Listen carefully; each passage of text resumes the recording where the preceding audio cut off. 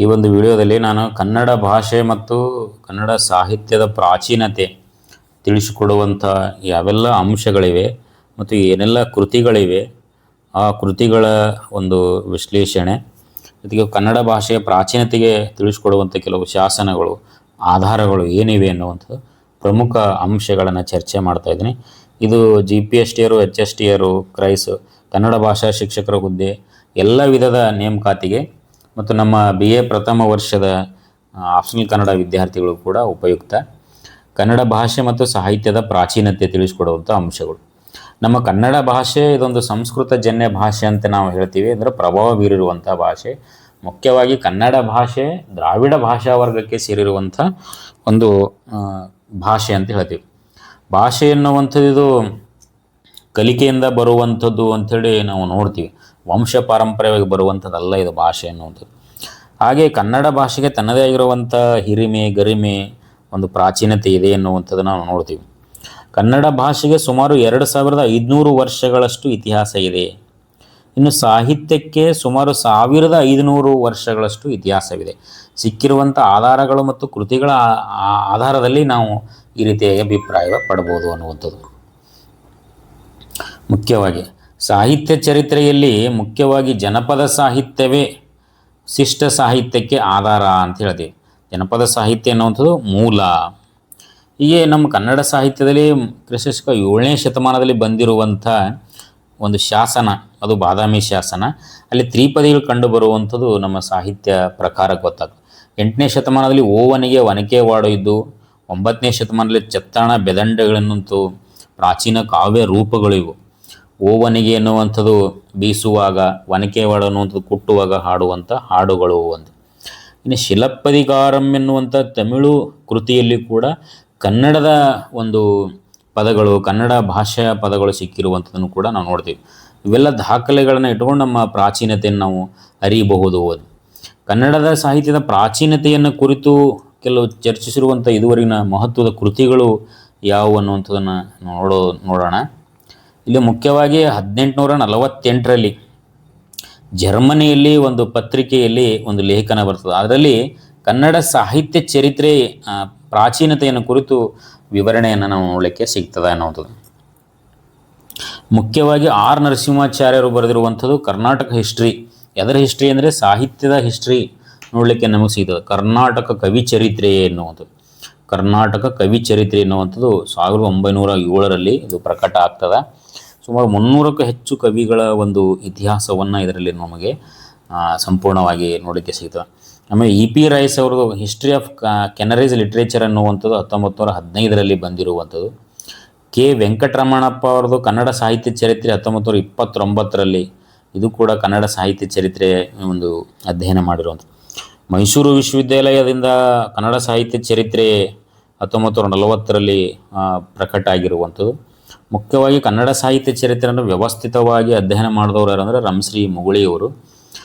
ಅವರು 1953ರಲ್ಲಿ ಕನ್ನಡ ಸಾಹಿತ್ಯ ಚರಿತ್ರೆ ಎನ್ನುವಂಥದ್ದು ಬರೀತಾರೆ. ಮರಿಯಪ್ಪ ಭಟ್ಟರು ಕೂಡ ಸಂಕ್ಷಿಪ್ತ ಕನ್ನಡ ಸಾಹಿತ್ಯ ಚರಿತ್ರೆ ಎನ್ನುವಂಥದ್ದು 1960ರಲ್ಲಿ.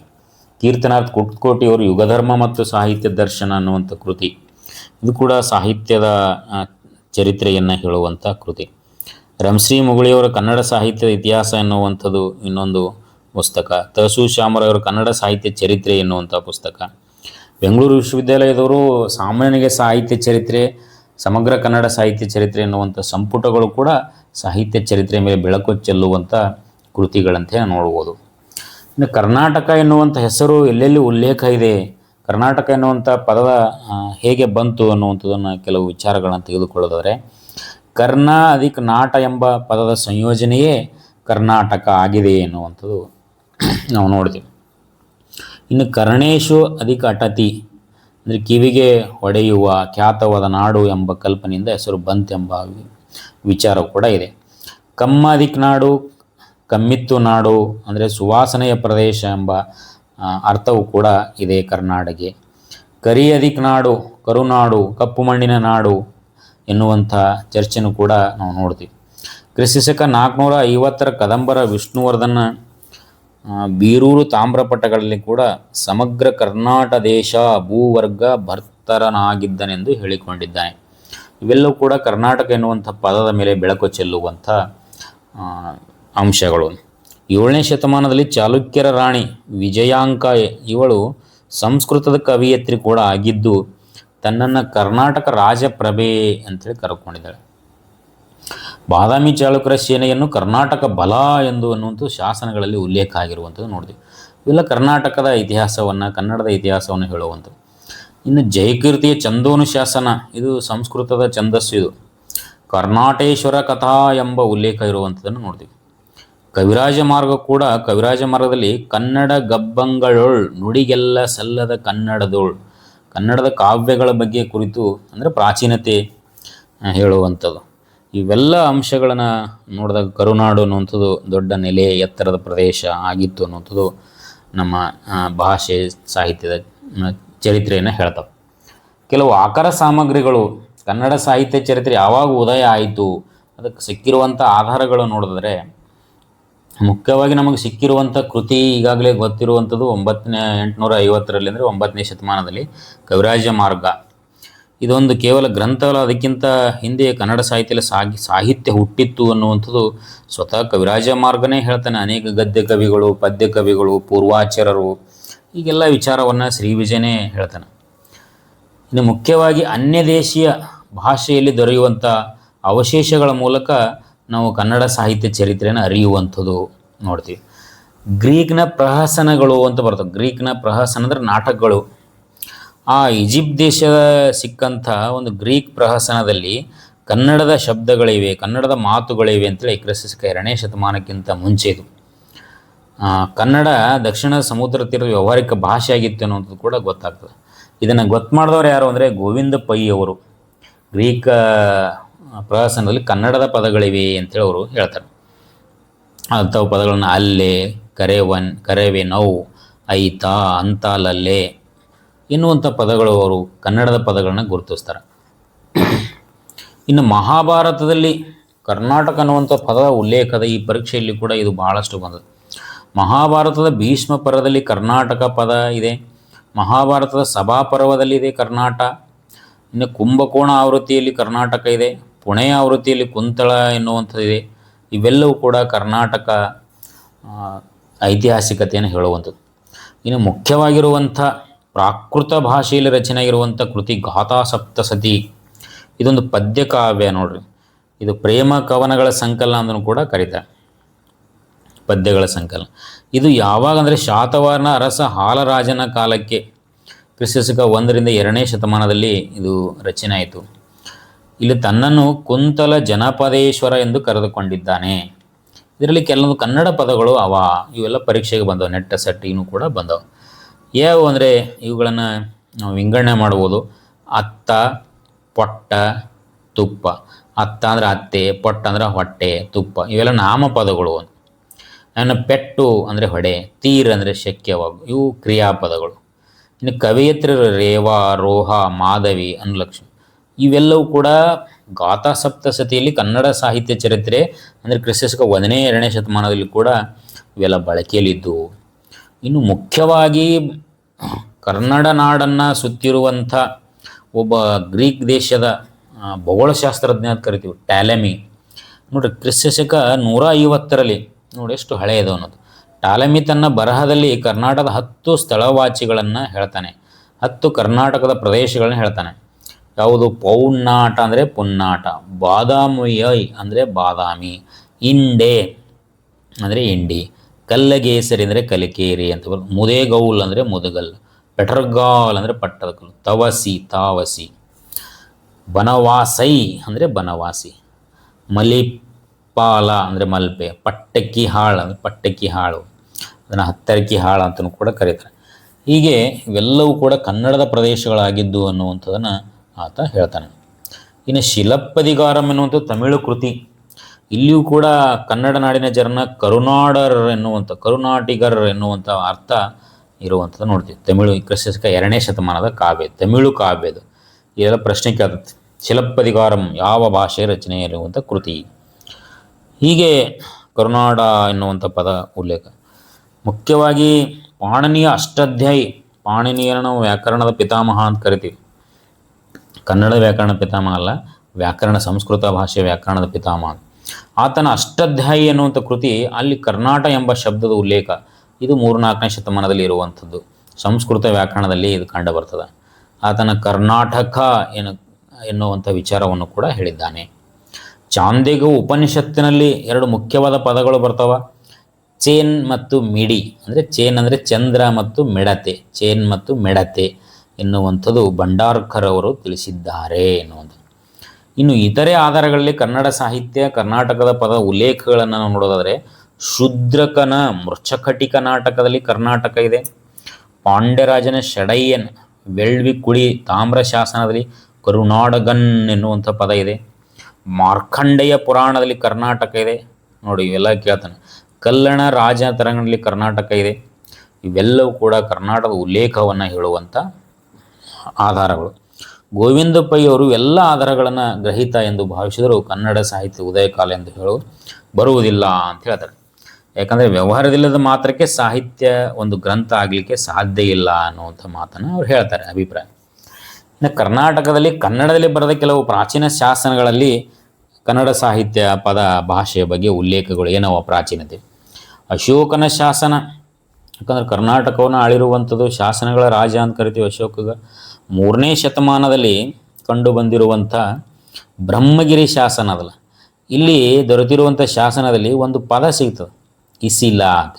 ಇಸಿಲ ಎನ್ನುವಂಥ ಪದ ಇದು ಕನ್ನಡದ ಮೊಟ್ಟ ಮೊದಲ ಪದ ಅಂತ ಎಂಬುವಂಥದ್ದು ಡಾಕ್ಟರ್ DL ನರಸಿಂಹಾಚಾರ್ಯರು ಇದನ್ನು ಅಭಿಪ್ರಾಯಪಡ್ತಾರೆ. ಇಸಿಲ ಎಂದರೆ ಕೋಟೆಯಿಂದ ಆವೃತವಾದ ಊರು, ಕೋಟೆಯೊಳಗಿನ ಊರು. ಇದು ಪರೀಕ್ಷೆಯಲ್ಲಿ ಭಾಳ ಕೇಳ್ಯಾನ. ಹಲ್ಮಿಡಿ ಶಾಸನವು ಕೂಡ ಕನ್ನಡದ ಸಾಹಿತ್ಯದ ಪ್ರಾಚೀನತೆ ಹೇಳ್ತದೆ. ಯಾಕಂದರೆ ಹಲ್ಮಿಡಿ ಶಾಸನ, ಇದ್ರ ಬಗ್ಗೆ ಒಂದು ದೊಡ್ಡ ವಿಡಿಯೋನೇ ಮಾಡಿದ್ದೀನಿ. ಹಲ್ಮಿಡಿ ಶಾಸನ ಇದು ದಾನ ಶಾಸನ, ವೀರಶಾಸನ, ಕನ್ನಡ ಸಾಹಿತ್ಯದ ಗದ್ಯ ತಿಳಿಸಿಕೊಡುವಂಥ ಶಾಸನ. 450ರಲ್ಲಿ ಸಿಕ್ಕಿತ್ತು. ಕದಂಬ ರಾಜರ ಮನೆತನಕ್ಕೆ ಸಂಬಂಧಪಟ್ಟಿದ್ದು. ಹಾಸನ ಜಿಲ್ಲೆ ಹಲ್ಮಿಡಿಯಲ್ಲಿದೆ. ಇಲ್ಲೆಲ್ಲ ಆರಂಭದಲ್ಲಿ ಸಂಸ್ಕೃತದ ಶ್ಲೋಕಗಳು ಬರ್ತಾವೆ, ಉಳಿದಲ್ಲೆಲ್ಲ ಕನ್ನಡದವ. ಇಲ್ಲಿ ಮುಖ್ಯವಾಗಿ ವ್ಯಾಕರಣ ವಿಚಾರಗಳು ಕಂಡು ಬರ್ತಾವ. ಪೆತ್ತ ಜಯನ್ ಎನ್ನುವಂಥದ್ದು ಅರಿ ಸಮಾಸ, ಪೊಗಳೆ ಪಟ್ಟಣ ಎನ್ನುವಂಥದ್ದು ಕರ್ಮಿಣಿ ಪ್ರಯೋಗ. ಹಲ್ಮಿಡಿ ಶಾಸನವು ಕೂಡ ಕನ್ನಡ ಸಾಹಿತ್ಯ, ಕನ್ನಡ ಭಾಷೆಗೆ ಪ್ರಾಚೀನತೆಗೆ ತನ್ನದೇ ಆದ ಕೊಡುಗೆಯನ್ನು ಕೊಟ್ಟಿರುವಂಥದ್ದು ನಾವು ನೋಡ್ತೀವಿ. ಬಾದಾಮಿ ಶಾಸನ ಅಂತೂ 7ನೇ ಶತಮಾನದಲ್ಲಿ ಇದು ಕನ್ನಡದ ಮೊಟ್ಟ ಮೊದಲ ತ್ರಿಪದಿ ಸಾಹಿತ್ಯ ಪರಿಚಯ ಮಾಡಿಕೊಡುವಂಥ ಸಾಹಿತ್ಯ ಇದು, ಶಾಸನ ಇದು. ಹಳೆಗನ್ನಡ ಭಾಷೆ ಲಿಪಿ ಜಾರಿಯಲ್ಲಿತ್ತು ಅನ್ನುವಂಥದ್ದು ಗೊತ್ತಾಗ್ತದೆ. ಇಲ್ಲಿರುವಂಥ ಒಂದು ತ್ರಿಪದಿ ನೋಡ್ರಿ, ಸಾಧುಂಗೆ ಸಾಧು ಮಾಧುರಂಗೆ ಮಾಧುರಂ ಬಾದಿಪ್ಪ ಕಲಿಗೆ ಕಲಿಯುಗ ವಿಪರೀತನ್ ಮಾಧವನೀತನ್ ಪೆರನಲ್ಲ. ಇದು ಒಂದು ತ್ರಿಪದಿ ಹೇಳ್ಕೊಡುವಂಥದ್ದು. ಕನ್ನಡದ ಒಬ್ಬ ವ್ಯಕ್ತಿಯಾದಂಥ ಸಾಧುಗಳಿಗೆ ಸಾಧು ಆಗಿರುವಂಥವನು, ಮಧುರವಾಗಿರುವವರಿಗೆ ಮಧುರವಾಗಿರುವಂಥವನು, ಯಾರು ಕಷ್ಟವನ್ನು ಕೊಡ್ತಾರೋ ಅಂಥವರಿಗೆ ಕಲಿಯಾಗಿರುವಂಥವನು ಕನ್ನಡಿಗ ಅನ್ನುವಂಥದ್ದನ್ನು ಹೇಳಿದೆ. ಶ್ರವಣ ಬೆಳಗೊಳ ಶಾಸನವು ಕೂಡ ನಂದೀಶನ ಮುನಿ ಒಂದು ತಪಸ್ಸನ್ನು ಕುರಿತು ಹೇಳುವಂಥ ಶಾಸನ ಇದು. ಇದು ಕೂಡ ಕನ್ನಡದ ಸಾಹಿತ್ಯದ ಮೇಲೆ ಬೆಳಕು ಚೆಲ್ತದೆ. ಇಲ್ಲಿ ಬಂದಿರುವಂಥ ನೋಡ್ರಿ, ಸುರಚಪಂಬೋಲ್ ವಿದ್ಯುಲ್ಲತೆಗಳು ತೆರವೋಲ್ ಮಿಂಚುವೋಲ್ ತರು ಬೇಗಂ ಪಿರುಗುಂ ಶ್ರೀರೂಪ ಲೀಲಾಧನ ವಿಭವ ಮಹಾರಾಶಿಗಳು ನಿಲ್ಲ ವಾರ್ಗವಂ ಪರಮಾರ್ಥ ಮೆಚ್ಚಿ ನಾನಿ ಧರಣಿಯೋಳಿರು ವಾನೆಂದು ಸನ್ಯಾಸಂ ಗೈದು ಸತ್ವನ್ ನಂದಿಸೇನ ಪ್ರವರ್ ಮುನಿವರನ್ ದೇವಲೋಕಕ್ಕೆ ಸಂದಾನ್. ಈ ಸುರಚಾಪಂಬೋಲ್ ವಿದ್ಯುಲ್ಲತೆಗಳು, ಮಿಂಚಿನಂತೆ ಈ ಜೀವನ ಎನ್ನುವಂಥದ್ದನ್ನು ಇಲ್ಲಿ ಹೇಳುವಂಥದ್ದು. ಇನ್ನು ಇತರೆ ಗ್ರಂಥಗಳಲ್ಲಿ ದೊರೆತಿರುವ ಆಧಾರದ ಮೇಲೆ ಕವಿರಾಜ ಮಾರ್ಗವು ಕೂಡ ಕನ್ನಡ ಸಾಹಿತ್ಯ ಚರಿತ್ರೆಯ ಒಂದು ಅಮೂಲ್ಯ ಗ್ರಂಥ. ಹಾಗಾಗಿನೇ ಅದನ್ನು ನಾವು ಮೊಟ್ಟ ಮೊದಲ ಗ್ರಂಥ, ಲಕ್ಷಣ ಗ್ರಂಥ, ಅಲಂಕಾರ ಗ್ರಂಥ, ಕನ್ನಡ ನಾಡಿನ ವಿಸ್ತಾರ ಹೇಳುವ ಗ್ರಂಥ, ಕನ್ನಡಿಗರ ವರ್ಣನೆ ಮಾಡುವ ಗ್ರಂಥ, ನಾಡು ನುಡಿಯ ಬಗ್ಗೆ ಹೇಳುವ ಗ್ರಂಥ, ಇವೆಲ್ಲವೂ ಕೂಡ ನಾವು ಕವಿರಾಜ ಮಾರ್ಗದ ಮುಖ್ಯ ಆಧಾರ. ಅದಕ್ಕೆ ಕಾವೇರಿಯಿಂದ ಗೋದಾವರಿ ನೋಡ್ರಿ, ಇದು ಪರೀಕ್ಷೆಯಲ್ಲಿ ಭಾಳ ಕೇಳ್ತಾನೆ. ಕರ್ನಾಟಕದ ಪ್ರದೇಶ ಗೋದಾವರಿ ತೀರದವರೆಗೆ ಹಬ್ಬಿತ್ತು ಅಂತೇಳಿ ಹೇಳ್ತಾನೆ. ಕವಿ ತನಗಿಂತ ಹಿಂದೆ ಆಗಿ ಹೋದ ಕೆಲವು ಕನ್ನಡದ ಕವಿಗಳ ಹೆಸರುಗಳನ್ನ ಹೇಳ್ತಾನೆ ನೋಡಿ. ಪದ್ಯ ಕವಿಗಳು, ಗದ್ಯ ಕವಿಗಳು ಅಂತ. ಇಲ್ಲಿ ಗದ್ಯ ಕವಿಗಳು ಯಾರ್ಯಾರು ಅಂದರೆ ವಿಮಲೋದಯ ಅಂತ, ನಾಗಾರ್ಜುನ, ಜಯಬಂಧು, ದುರ್ವಿನೀತ ಗದ್ಯ ಕವಿಗಳು. ಇನ್ನು ಪದ್ಯ ಕವಿಗಳು ಯಾರು ಅಂದರೆ ಶ್ರೀ ವಿಜಯ, ಕವೀಶ್ವರ, ಚಂದ್ರಪಾಲ್, ಲೋಕಪಾಲ ಅನ್ನುವಂಥದ್ದು ಪದ್ಯ ಕವಿಗಳು. ಇಲ್ಲಿ ಶ್ರೀ ವಿಜಯ್ ಇವ್ರ ಹೆಸರು ಹೇಳ್ತಾನೆ. ಅಂದರೆ ಇವ್ರ ಹೆಸರು ಹೇಳ್ತಾನೆ ಅಂದರೆ ಹಿಂದೆ ಎಲ್ಲ ಕನ್ನಡದಲ್ಲಿ ಗದ್ಯ ಕವಿ ಪದ್ಯ ಕವಿಗಳು ಇದ್ದರು ಅನ್ನುವಂಥದ್ದು ಮತ್ತಷ್ಟು ಹಿಂದಕ್ಕೆ ಹೋಗ್ತದೆ ನಮ್ಮ ಸಾಹಿತ್ಯ ಚರಿತ್ರೆ. ಮತ್ತು ಇನ್ನೊಂದು ಮಾತನ್ನು ಹೇಳ್ತಾನೆ, ಶ್ರೀವಿಜಯ ಕನ್ನಡಿಗರು ಹೆಂಗಂದ್ರೆ ಕುರಿತು ಓದೋದು ಕಾವ್ಯ ಪ್ರಯೋಗ ಪರಿಣಿತ ಮತಿಗಳು. ದೊಡ್ಡ ದೊಡ್ಡ ವಿದ್ವಾಂಸರದಾರ, ಯಾವ ಓದು ಬರಹ ಗೊತ್ತಿಲ್ಲ ಅಂದರೂ ಕಾವ್ಯಗಳನ್ನ ಪ್ರಯೋಗ ಮಾಡ್ತಾರೆ. ಇನ್ನು ಅಚ್ಚಗನ್ನಡದ ಪ್ರದೇಶಗಳನ್ನು ಹೇಳ್ತಾನೆ. ಪುಲಿಗೆರೆ, ಒಕ್ಕುಂದ, ಕೋಪಣನಗರ, ಕಿಸುಗಳಲು. ಈ ಪ್ರದೇಶವನ್ನು ಕನ್ನಡದ ತಿರುಳುಗನ್ನಡದ ಪ್ರದೇಶ ಹೆಸರಿಸಿದವರು ಯಾರು ಅಂದರೆ ಶ್ರೀ ವಿಜಯ. ನೋಡಿ ಇವೆಲ್ಲ ಕಿಸುಗಳಲು, ಪುಲಿಗೆರೆ ಲಕ್ಷ್ಮೇಶ್ವರ ಅಂತ, ಒಕ್ಕುಂದ ಅನ್ನುವಂಥ ಪ್ರದೇಶ, ಕೋಪಣ ಅಂದರೆ ಕೊಪ್ಪಳ, ಕಿಸುಗಳು ಅಂದರೆ ಪಟ್ಟದ ಕಲ್ಲು ಅಂತ ಹೇಳ್ತೀವಿ. ಹೀಗೆ ಇವು ತಿರುಳುಗನ್ನಡ ಪ್ರದೇಶ. ತಾಣ ಬೆದಂಡೆ ಸಾಹಿತ್ಯ ಪ್ರಕಾರಗಳ ರಚನೆ ಇದ್ದವು ಪ್ರಾಚೀನ. ಆದಿಪುರಾಣದಿಂದಂತರೂ ನಮಗೆ ಕನ್ನಡ ಸಾಹಿತ್ಯದ ಪ್ರಾಚೀನತೆ ಗೊತ್ತಾಗ್ತದೆ. ಕ್ರಿಸ್ತ 941 ರಚನೆ ಆಗಿರುವಂಥದ್ದು ಕನ್ನಡದ ಮೊದಲ ಮಹಾಕಾವ್ಯ ಇದು. ಅದರಲ್ಲಿ ಒಂದು ಮಾತು ಬರ್ತದೆ ಪಂಪಂದು, ಏನಂದರೆ ಮಿಗೆ ಕನ್ನಡ ಗಬ್ಬಂಗಳು ಅಗಣಿತ ಗದ್ಯ ಪದ್ಯ ಸಮ್ಮಿಶ್ರಿತಂ ನಿಗದಿಸುವರ ಗದ್ಯ ಕಥಾ ಪ್ರಗತಿ ತತ್ತಿರಂತನಾಚರರ್ಗಳ್. ಮಿಗೆ ಕನ್ನಡ ಗಬ್ಬಂಗಳು ಅಂದರೆ ಕನ್ನಡದ ಕಾವ್ಯಗಳು ಅಗಣಿತ, ಬಹಳಷ್ಟಿದ್ದು ಗದ್ಯ ಪದ್ಯ ಸಮ್ಮಿಶ್ರಿತ ಆಗಿರುವಂಥದ್ದು. ಅಷ್ಟೇ ಇಲ್ಲದೆ ಪಂಪ ಇನ್ನೊಂದು ಆದಿಪುರಾಣದಲ್ಲಿ ಒಂದು ಮಾತನ್ನು ಹೇಳ್ತಾನೆ, ಮುನ್ನಿನ ಕಬ್ಬಂ ಎಲ್ಲಂ ಇಕ್ಕಿ ಮೆಟ್ಟಿದವು ಸಮಸ್ತ ಭಾರತ. ನನ್ನ ಬರೆದಿರುವಂಥ ಪಂಪ ಭಾರತ ಕತೆ ಮೊದಲಿರುವಂಥ ಎಲ್ಲ ಕತೆಗಳನ್ನು ಇಕ್ಕಿ ಮೆಟ್ತದ. ಮತ್ತೆ ಹೇಳ್ತಾ ನೋಡ್ರಿ, ಕತೆ ಪಿರಿದಾದೊಡಂ ಸಲೆ ಪೇಳದ ಕವೀಶ್ವರರಿಲ್ಲ. ನಂದೇನು ಸಣ್ಣ ಕೃತಿ ಆದರೂ ಕೂಡ ಈ ರೀತಿ ಹೇಳಿದವ್ರು ಯಾರೂ ಇಲ್ಲ ಅಂತ. ಹೀಗೆ ಬಹಳ ಒಂದು ಚರ್ಚೆ, ಬಹಳಷ್ಟು ಸಾಹಿತ್ಯ ರಚನೆಯಲ್ಲಿ ಒಂದು ಸ್ಪರ್ಧೆ ಇತ್ತು. 900ರಲ್ಲಿ 1ನೇ ಗುಣವರ್ಮ 2 ಕೃತಿ ಬರೀತಾನೆ, ಶೂದ್ರಕ ಮತ್ತು ಹರಿವಂಶ ಅಂತ.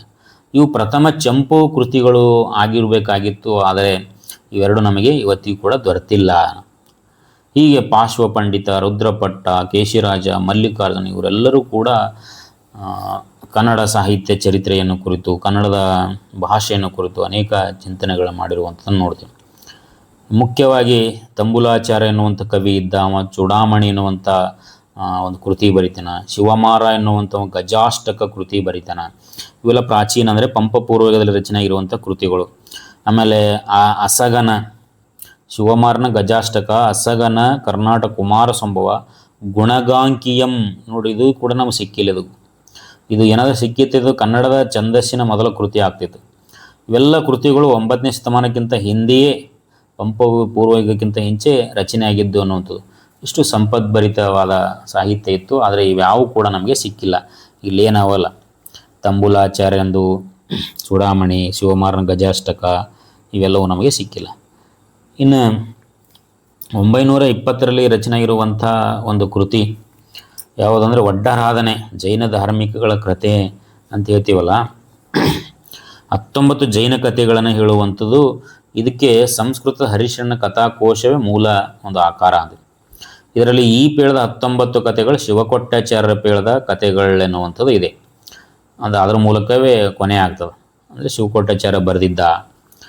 ಇದು ಕರ್ತೃ ರಾಜಿಷ್ಟು ಆಗಿದ್ದ. ಇದರ ಮೂಲ ಹೆಸರು ಭಗವತಿ ಆರಾಧನಾ ಎನ್ನುವಂಥ ಟೀಕೆಯನ್ನು ಕೂಡ ನಾವು ನೋಡ್ತೀವಿ.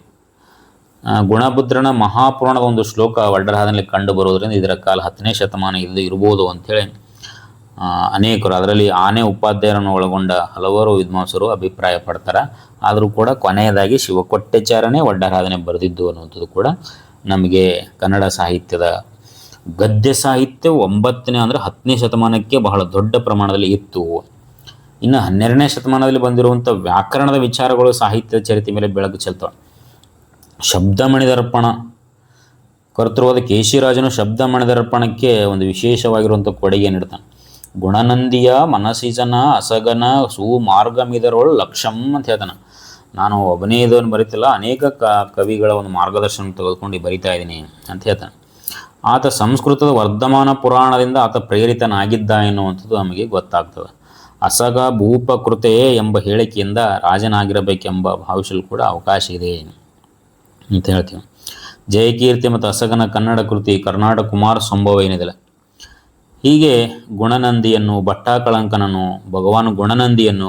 ಭಗವಾನ್ ಗುಣನಂದಿ ಅಂಥೇಳಿ ಯಾರು ನೆನೆಸ್ಕೊಳ್ತಾರೆ ಅಂದರೆ ಈ ಶಬ್ದಮಣಿದರ್ಪಣ ಬರೆದಂಥ ಕೇಶಿರಾಜ ತನ್ನ ಹಿಂದಿನ ಕವಿಗಳ ಹೆಸರನ್ನು ನೆನಪಿಸ್ಕೊಳ್ತಾನೆ ಅನ್ನುವಂಥದ್ದು. ಇವೆಲ್ಲ ಅಂಶಗಳು ಕೂಡ ಕನ್ನಡ ಸಾಹಿತ್ಯ ಚರಿತ್ರೆಯ ಮೇಲೆ, ಇತಿಹಾಸದ ಮೇಲೆ ಬೆಳಕು ಚೆಲ್ಲುವಂಥದ್ದು. ಹೀಗೆ ಇವೆಲ್ಲ ಆಧಾರಗಳಿಂದ ಕ್ರಿಸ್ತ ಶಕ 1-2ನೇ ಶತಮಾನದ ಹಿಂದಿನಿಂದಲೂ ಗ್ರಾಂಥಿಕ ಭಾಷೆಗೆ ಬೆಳಗಿತ್ತೊಡಗಿತ್ತು ಅನ್ನುವುದು ನಮ್ಗೆ ಗೊತ್ತಾಗ್ತದೆ. ಮುಖ್ಯವಾಗಿ 450ರಲ್ಲಿ ಹಲ್ಮಿಡಿ ಶಾಸನ, ಕವಿರಾಜ ಮಾರ್ಗ, ವಡ್ಡರಾಧನೆ ಇವೆಲ್ಲವನ್ನು ನಮಗೆ ಆಧಾರ ಇವತ್ತಿಗೂ ಕೂಡ ಸಿಕ್ಕಿರುವಂಥದ್ದು. 2500 ವರ್ಷಗಳಷ್ಟು ಹಳೆಯದಾಗಿರುವಂಥ ನಮ್ಮ ಕನ್ನಡ ಸಾಹಿತ್ಯಕ್ಕೆ ಇವತ್ತು 8 ಜ್ಞಾನಪೀಠ ಬಂದಿವೆ, ಶಾಸ್ತ್ರೀಯ ಸ್ಥಾನಮಾನ ಸಿಕ್ಕಿದೆ ಎನ್ನುವಂಥದ್ದನ್ನು ಕೂಡ ನಾವು ಗಮನಿಸಬಹುದು. ಹೀಗೆ ಇದು ಪ್ರಾಚೀನತೆಯನ್ನು ತಿಳಿಸ್ಕೊಡುವಂಥ ಅಂಶಗಳು. ಈ ವಿಡಿಯೋ ನಿಮಗೆ ಇಷ್ಟ ಆದರೆ ಲೈಕ್ ಮಾಡಿ, ಶೇರ್ ಮಾಡಿ ಮತ್ತು ಸಬ್ಸ್ಕ್ರೈಬ್ ಮಾಡಿರಿ ಅಂತ ಹೇಳ್ತಾ ಎಲ್ಲರಿಗೂ ಧನ್ಯವಾದಗಳು.